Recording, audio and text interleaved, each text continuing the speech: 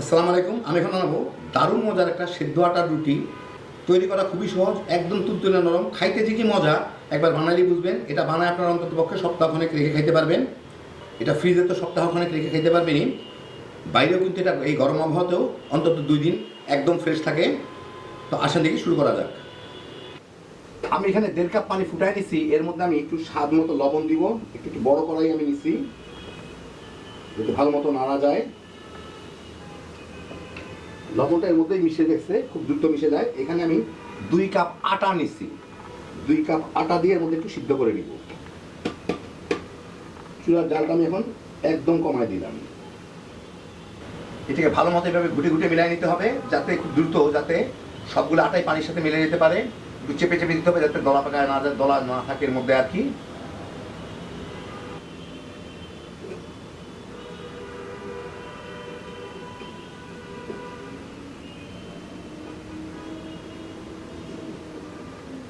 চেপে চেপে মিলাই নিতে হবে, দলা দলা থাকে, এই দলাগুলো যাতে যতদূর সম্ভব ভেঙে যায় আর কি। একদম কম জালের উপর রাখতে হবে, নিচে লেগে যাতে জিনিসকে লেগে যাচ্ছে, এটা লেগে যাতে পুড়ে না যায়।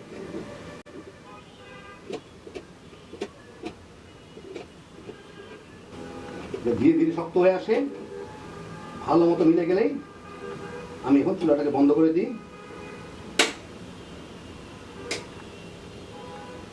এখন আমি এটাকে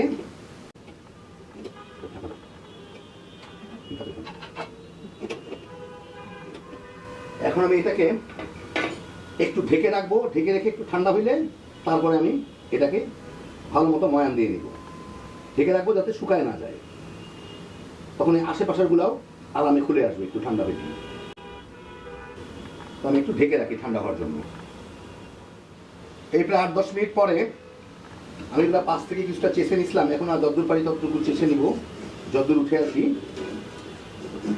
আর না উঠলেও ক্ষতি নাই, কিছু লেগে থাকবেই। এগুলোকে আমি একটু ভালো মতো একটু ময়ান দিয়ে নিব। এটা কিন্তু অনেক শক্ত হয়ে যায়, মানে বেশ শক্ত, মানে রুটি করা খামিরের মতো। এখানে আমি হাতে একটু সামান্য তেল মেখে এটাকে সুন্দর করে একটু ময়ান দিয়ে নিব, যাতে হাতে না লাগে আর কি। এখন কিন্তু বেশ গরম আছে, মসৃণ করে ময়ানটা দিয়ে নিতে হবে। ভালোভাবে প্রায় মিনিট 5 ময়ান দিয়ে নিলাম। এটা কিন্তু খুব শক্ত না নরমও না, মাঝামাঝি টাইপের। যাই হোক, এখন এর থেকে আমি আমার পছন্দ মতো লেচি কেটে নেবো। আমি এখানে 8টা করবো, তো 8টা লেচি কেটে নেবো। গোল গোল 8টা লেচি কেটে নেবো।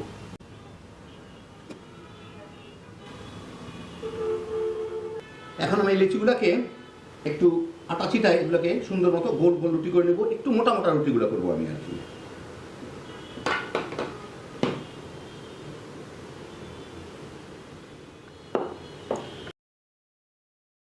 তো আমি রুটিটা বেলে নিলাম। এই যে দেখেন, একটু মোটা করে বেলছি, সুন্দর ছোট ছোট করে। এখন আমি এইভাবে সবগুলা রুটি বেলে নেব, আর উপরে বাড়তি কোনো আটা থাকলে এটা ঝরাই ফেলে দিব। তো আমি সবগুলো রুটি বেলে নিছি, 8টা রুটি। এখন আমি এগুলোকে ভেজে নিব। আমার একটা ভাঙ্গাচুরা ফ্রাই প্যান আছে, রং চং উঠে গেছে। এটার মধ্যে আমি সাধারণত রুটি আর ডিম টিম ইত্যাদি ভাজি করি। এটা ভালো মতো গরম করে এর মধ্যে রুটিগুলোকে দিয়ে সেঁকে নিব। মিনিট 2 ভেজে আমি এটাকে একটু উল্টায় দেই। ওই দিকটা একটু ভেজে নিই। এই দিকে সাদা সাদা হয়ে গেছে, বাদামি হয় না, কোনো অসুবিধা নাই, একটু পরে হয়ে যাবে। এই পাশটা মিনিট 1-2 ভেজে উল্টা দিয়ে দেখি কি অবস্থা। হ্যাঁ, ভালো মতো হয়ে গেছে। এখন ওই পাশটা একটু সুন্দর করে একটু হালকা বাদামি করে ভেজে নিব।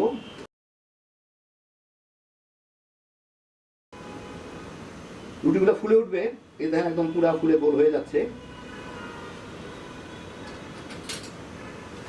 কিন্তু সব রুটি যে ফুলবে এমন কোনো কথা নাই। দেখেন ফুলে প্রায় গোল হয়ে গেছে রুটিগুলা। যাই হোক, এদিকটাও ভেজে নিই। এই দেখেন একদম কিরকম ফুলে যায়।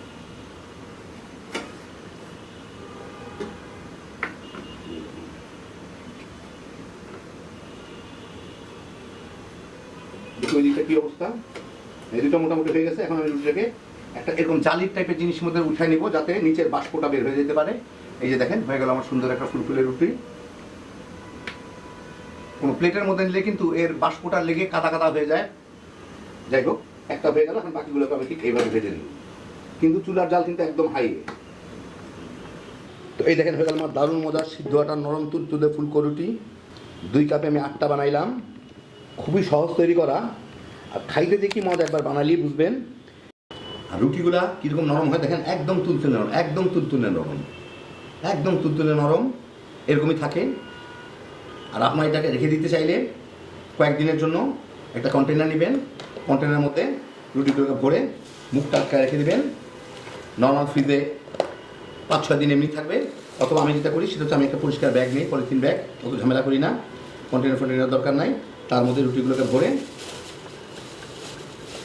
ব্যাগের মুখটা বন্ধ করে, মানে এইভাবে ভাঁজ করে বন্ধ করে নর্মাল ফ্রিজে রেখে দিই। যখন দরকার একটা বের করে দিই। এটা গরম করা ছাড়াও নরম থাকে, গরম করলে আরও নরম হয়ে যাবে। এটাকে ফ্রিজে না রাখলেও বাইরে দিন 2 এমনি রাখতে পারবেন, একদম কম ঝামেলায়। হ্যাপি জোশের একটা আইটেম। একবার বানাবেন, সপ্তাহ জুড়ে তামা করে খেয়ে ফেলাইবেন। আল্লাহ আপনাদের সবাইকে ভালো রাখুন, সুস্থ রাখুন, নিরাপদে রাখুন। ইনশাআল্লাহ বেঁচে থাকলে আবার দেখা হবে। ফি আমানিল্লাহ।